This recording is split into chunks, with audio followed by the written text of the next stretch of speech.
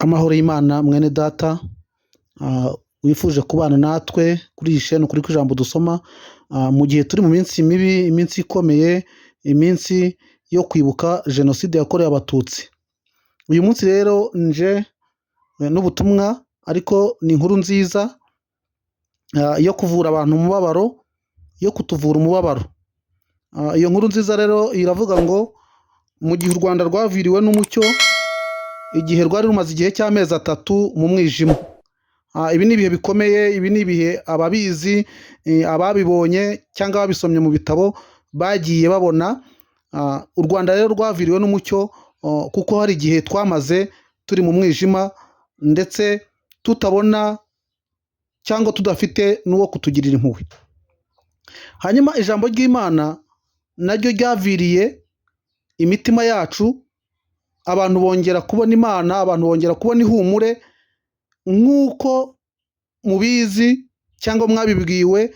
Abapadiri bamwe n'abapasitori bari bashinzwe kutubwira ijambo ry'Imana igihe bari bubitse umutwe badafite icyo kuvuga kubera ibikorwa bibi by'ubwicanyi abakristo babo bari bakoze. Hanyuma rero ijambo ry'Imana ryongeye kugaruka mu Rwanda, abantu basubira mu rusengero, abantu bongera kumva hari ibyiringiro byo kubaho. Imana ihabwa icyubahiro. Ndagusaba rero gukurikira aya magambo n'ubu butumwa kuko nahawe ijambo riri mu rwandiko rwa mbere rwanditswe na Petero, igice cya 3 umurongo wa 8 kugeza ku wa 12. Ni amagambo atubwira ibyo dukwiriye gukora nyuma y'ibyo twabonye, nyuma y'ibyo twaciyemo, ndetse kugira ngo umugambi w'Imana ukomeze kuri twebwe, ubuzima bwacu no ku gihugu cy'u Rwanda. Imana ihabwa icyubahiro rero.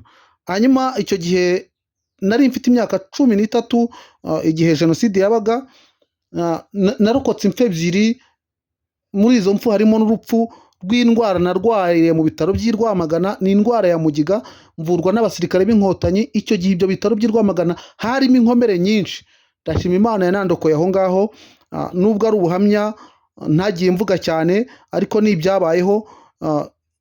Icyo gihe hari aho nawe wari uri, icyo gihe nawe hari ibyakubayeho, ariko turashima Imana yaturokoye. Hanyuma rero hari abantu b'Abakristo bamwe na bamwe cyangwa abantu bibaza ku kintu kijyanye no kwibuka. Kwibuka rero ni ngombwa kuko Imana nayo iribuka, ndetse yigeze ibwira n'ubwoko bwayo bw'Abisiraheli ko batagomba kwibagirwa. Yabwiye Abisiraheli ngo nimumara kugera mu gihugu Uwiteka abaho gakondo, mukagera mu gihugu cy'amata n'ubuki, ntimuzibagirwe. Ibyo ngibyo rero yari babwiye mu rugendo rwabo. Banagendanaga ibihamya by'uko bavuganye n'Imana. Bari bafite ibimenyetso 3 bagendanaga mu isanduku y'isezerano. Icya mbere byari urwabya rwari rurimo manu, hari inkoni ya Aroni yarabije, ndetse hari n'ibisate by'amategeko bagenderagaho. Natwe rero nk'Abanyarwanda dufite ibihamya tugendana byatuma tutabasha kwibagirwa akaga kaguriye u Rwanda. Hanyuma ikindi, Imana nayo ntabwo ijya yibagirwa. Imana ntabwo yigeze yibagirwa ibyo abamareki bakoreye Abisiraheli igihe bari mu rugendo bajya mu gihugu cy'i Kanani. Abamareki barabategaga, bakicamo abasaza, bakicamo abana, bakicamo abagore batwite, abanyantege nke, bahereye ku murongo w'inyuma, mu gihe abandi b'abanyembaraga bari imbere, hanyuma b'inyuma bagapfa. Ibyo bintu byababaje Imana rero bituma ifata umwanya wo kuzatora Sawuli, imushyiraho kugira ngo azarwane, ndetse inamutegeka kujya guhora abamareki. Kuko ibyo birumvikana rero, biravuga ngo Imana nayo ubwayo ntijya yibagirwa, Imana iribuka. Nubwo Sawuli nawe yaje gucibwa ku ngoma, ariko icyo kintu cyabayeho. Ngeze ku ijambo rero ry'uyu munsi, ijambo nyamukuru. Iri jambo ryaje ejo ku itariki 7, hanyuma uyu munsi ni ku itariki 8 nibwo turyakiriye. Ni ijambo ritubwira ngo urukundo rwa kivandimwe no kwihanganira akarengane. Ni amagambo Petero yandikiye abantu twese bazumva iyi nkuru, bazaba bafite ibihe baciyemo, bazaba bafite ingorane banyuzemo, ariko tubwira iby'urukundo rwa kivandimwe. Haravuga ngo rero ibisigaye mwese muhuze imitima, mubabarane kandi mukundane nk'abavandimwe, mugirirane imbabazi mwicisha bugufi mu mitima, ntimukiture umuntu inabi yabagiriye cyangwa igitutsi, ahubwo mumwiture kumusabira umugisha, kuko ari byo mwahamagariwe kugira ngo namwe murage umugisha. Kuko byanditswe ngo ushaka gukunda ubugingo no kubona iminsi myiza abuze ururimi rwe rutavuga ikibi, n'iminwa ye itavuga iby'uburiganya, kandi azibukire ibibi akora ibyiza, ashake amahoro ayakurikire kugira ngo ayashyikire. Kuko amaso y'Uwiteka ari ku bakiranutsi n'amatwi ye ari ku byo basaba, ariko igitsure cy'Uwiteka kiri ku nkozi z'ibibi. Nubwo bimeze gutyo, nshuti mwene data, nashaka kubwira aya magambo y'Imana.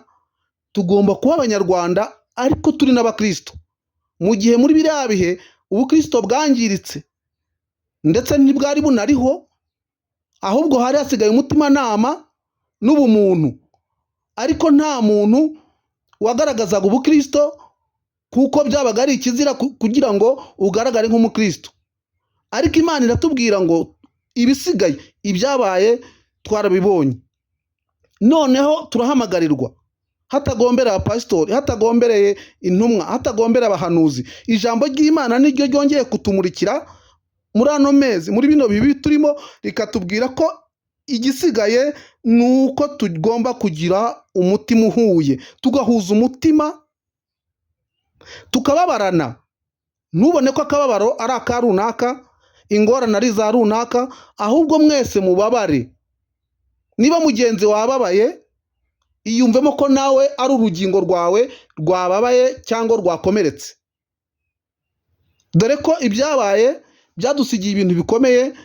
Uwo jenoside itasigiye ibikomere, yamusize ari imfubyi, cyangwa imusiga ari umupfakazi, cyangwa isiga ari incike, hari n'abo yatumye bayabangira ingata. Ibyo byose ni ibyabaye.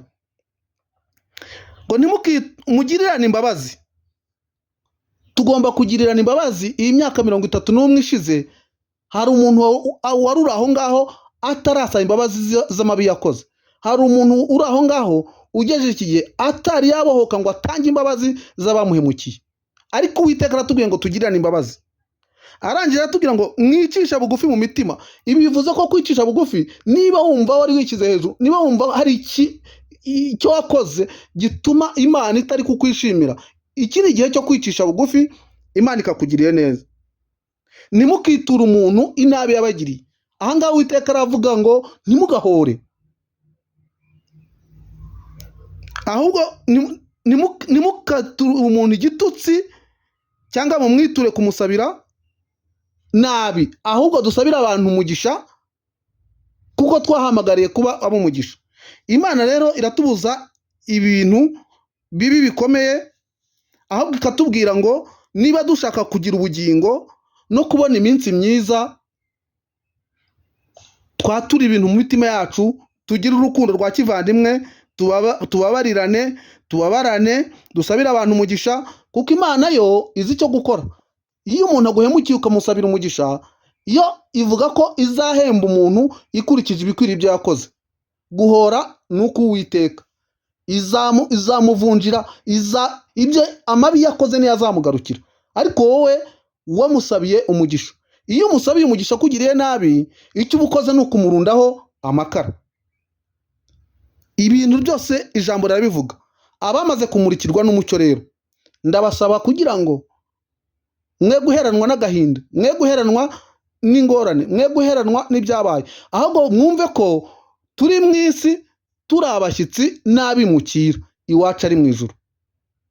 Hanyuma umwanditsi umwe Pawulo nawe yarabyanditse avuga ngo twese turi abana b'Imana tubiheshejwe no kwizera. Uyu munsi abantu bizeye Yesu Kristo nk'umwami n'umukiza ntibagombye kubarizwa mu bintu by'amacakubiri, ntibagombye kubarizwa mu bintu byatuma inyoko muntu irimbuka, ahubwo twagombye kumva ko iyi si umwanzi ari Satani, tukarwanya Satani. Yakobo yari yabyanditse ati mugandukire Imana kandi murwanye Satani nawe azabahunga. Iki ni igihe nkangurira abantu kurwanya Satani agahunga, tukarwanya ikibi n'ingengabitekerezo ya Satani n'abakoresha bagahunga bakanatsindwa, kandi tukabera abantu urugero rwiza, kandi tukaba abakozi beza b'Imana, tukaba Kristo bisanisha n'Imana nk'abantu bagabura ibintu byayo. Imana ishimwe ko wakiriye amagambo. Imana ihimbazwe ko ibintu byumvise. Imana ishimwe ko ubutumwa bugusohoreye mu matwi.